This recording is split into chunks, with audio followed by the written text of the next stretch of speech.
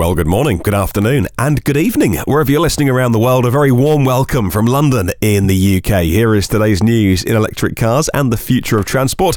I go through every EV article online, so you don't have to. My name is Martin Lee. This is your EV News Daily for Wednesday, the 11th of April, 2018.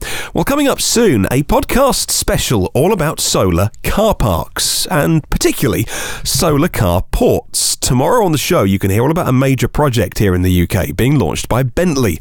So if you subscribe and make sure you get tomorrow's show, I think you'll find it really interesting. Coming up today, we'll hear about the Tesla Genie granting the wishes of Model 3 owners, and another blow for German diesels, this time thanks to batteries. But first of all, well, following on from yesterday's news about Audi's e-tron Vision, it's the thing that's going to be made, has been made for real after starting life as a car for the PS4 Gran Turismo game. We heard yesterday that the Formula One champion Nico Rosberg is going to be turning up at Formula E, just like that Audi. However, this time Nico Rosberg's going to be driving the Generation 2 Formula E car, the Batman-style one, very soon in Berlin. He'll be at the Berlin E-Prix on May the 19th, driving it. And what with Nico Rosberg being a Formula One world champion, he'll definitely bring a lot of press coverage and positive attention to electric racing.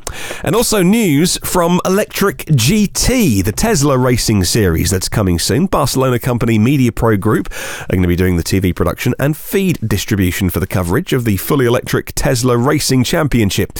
Media Pro are going to produce all the event's electric car production in HD 1080p technology and distribute the signal around the globe for any broadcasting partners in the country that you're listening to this to show it. Mark Gemmell is the CEO and founder of Electric GT. He said this, and I quote, "We aim to bring the latest technological developments and innovations not only to the racetrack, but to people's homes through the way they view and experience races. Media Pro will be key in providing that link between us and the fans who cannot wait to see and feel how exciting the racing series will be," end quote.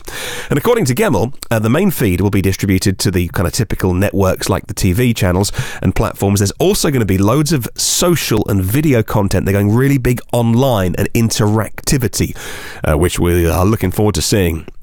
Well, still no firm news on dates for Electric GT or circuits or a full driver lineup. However, I'm really looking forward to seeing Tesla Model S P100 DLs on a racetrack, just as much as I'm looking forward to seeing the Jaguar I-Pace series supporting Formula E. Oh, and a final mention for Formula E, the FIA, which is motorsport's governing body, confirmed earlier yesterday the full list of manufacturers for the Season 6 powertrains. Now, Season 5 will be at the end of this year. That's when the new car kicks in. Season 6 will be 2019 into 2020. So we're a little way off, but they need to start doing the homologation for this. And we'll be watching Audi Sport. These are big names, by the way. Audi Sport racing in Formula E. BMW, DS, Jaguar Land Rover, Mahindra, Mercedes-Benz, Next EV Neo, Nissan, Penske, Porsche and Venturi, all going to be racing not at the end of this year but next year for Season 6 of Formula E. Those big manufacturers just got serious, right? Alright, well, moving on, and Tesla's Genie appears to have granted the wish of most Model 3 owners. Simon Alvarez for Teslarati, or maybe it's Simon, I don't know him, for Teslarati, always does amazing articles and had a first look at the new Tesla Model 3 Autopilot controls using the right steering wheel scroll wheel for altering speed and distance. A constant bit of feedback from Model S owners that then moved to Model 3 or even tried a Model 3 Autopilot, that it wasn't as intuitive and that you had to do too much on the central screen, whereas the Model S has the stalk. In fact, I'd say it was the most asked for feature to Tesla by Model 3 owners. And you know what they've done? This is why people love them so much. They've only gone and listened. So in the What's New section of the latest Tesla software update, it says this: for your convenience, we've added the functions of the scroll buttons on the steering wheel. The right scroll button now lets you quickly adjust traffic-aware cruise control settings to increase or decrease the set cruising speed. Roll the right button up or down. To adjust the follow distance between you and the vehicle ahead, press the right button to the left or the right. You can still adjust these settings from the touchscreen and press down on the button to activate voice commands. Well, Teslarati say that a video showcasing a new Model 3 Autopilot control was uploaded to the private Tesla Facebook group by the Model 3 owner Ivan Karpenko. The short clip, which you can see on Teslarati's website, features Ivan adjusting his electric car's autopilot settings without touching the center display at all. Now, according to him on his Facebook post, the new Model 3 autopilot controls felt very natural, and they're being pushed to Model 3s right now. You can scroll the wheel up and down and left and right to change it by, I think it's 5 miles an hour is the different settings.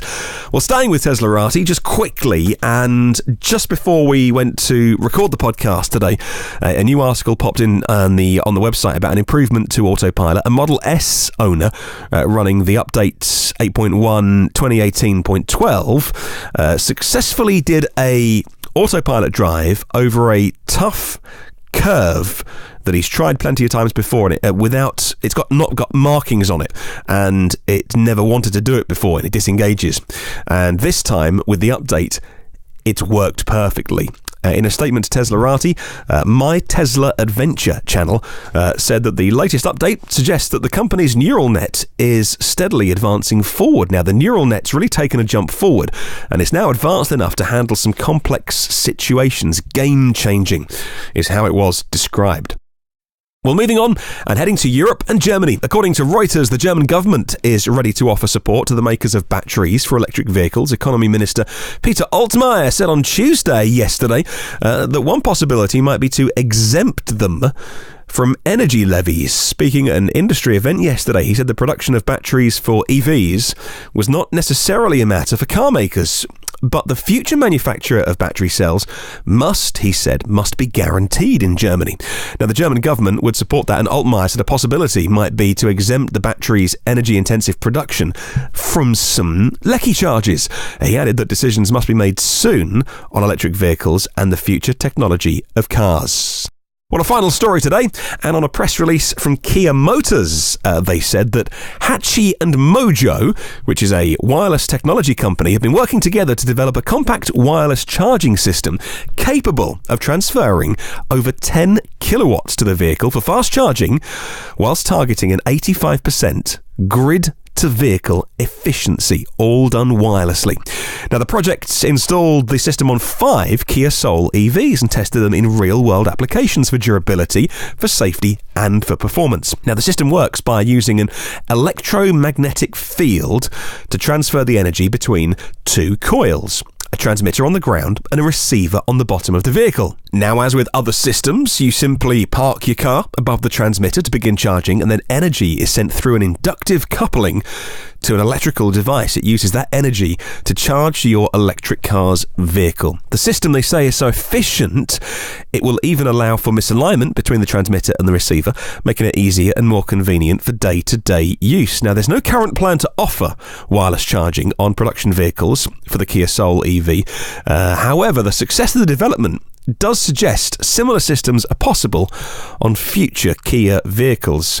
And you will remember that the Geneva Motor Show, their brother-sister company Hyundai, was showing off the Hyundai Kona with wireless charging. Had a cutaway of the car, and they were showing off how wireless charging would work in that situation. And it's fascinating because, of course, with wireless charging, it can go both ways, and then that opens up vehicle to grid. So there's been some debate about different charge connectors, and CHAdeMO's always had the advantage of being bi-directional, but maybe we will skip plugging our cars in completely, and maybe after years of being on the back burner, just maybe wireless charging's taking a few steps forward.